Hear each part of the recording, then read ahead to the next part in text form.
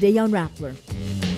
The Philippine Supreme Court receives a petition to stop charging for renewable energy. Pope Francis asks Christians to practice tenderness. And a Chinese city bans Christmas.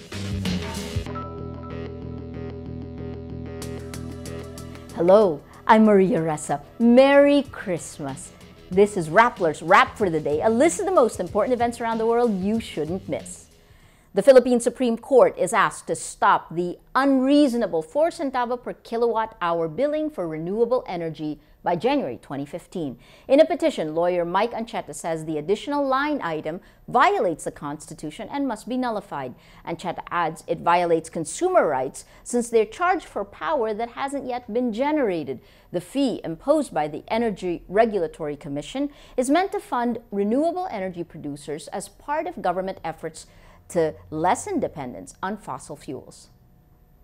In his Christmas Eve Mass, Pope Francis calls for tenderness and warmth among Christians after a violence-plagued year. Addressing a crowd of about 5,000 at St. Peter's Basilica in the Vatican, the Pope also calls the, quote, arrogant, proud, and closed off to others to meet life with goodness and meekness. Pope Francis will visit the Philippines on January 15th. Sony Pictures releases controversial film The Interview online on Christmas Eve Tuesday or early Christmas Day Wednesday Manila time. The movie, which outraged North Korea for its parody of dictator Kim Jong-un, is now available in the United States. The Interview is available for rent in the United States on YouTube for $5.99, on the Google Play app for Android devices, and on the website seetheinterview.com. The movie will be released in about 200 cinemas on Christmas Day in the United States. Sony earlier canceled its release after a cyber attack on its corporate network and threats against moviegoers.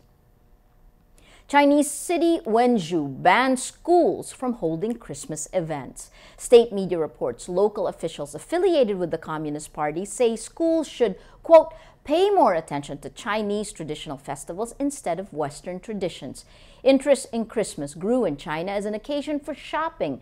In 2014, Wenzhou authorities launched a demolition campaign targeting local churches with more than 400 forced to remove visible crosses, while some structures were completely destroyed. Imagine cash raining down like confetti. That's exactly what happened in central Hong Kong on Christmas Eve, courtesy of a driver of an armored van who accidentally left the door open, in the process losing more than $2 million in cash as he drove through Hong Kong's highways.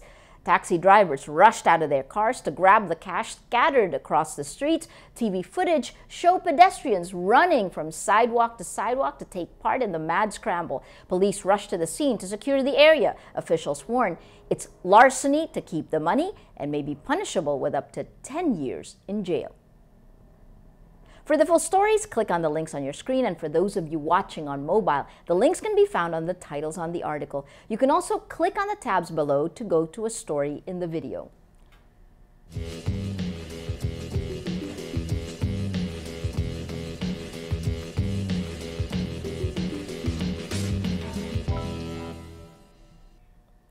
Every story on Rappler has a mood meter, which gives you 8 emotions to choose from. If you look at the mood navigator in the middle of the front page today, yesterday it was actually happy. Today, the story that's gotten the most number of votes is this, and it is bright red. More weapons, drugs found in 3rd prison raid.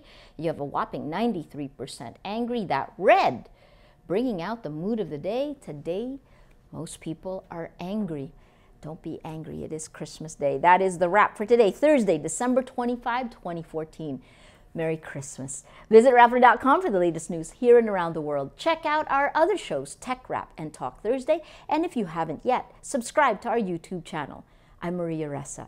As we say at Rappler, tomorrow begins today.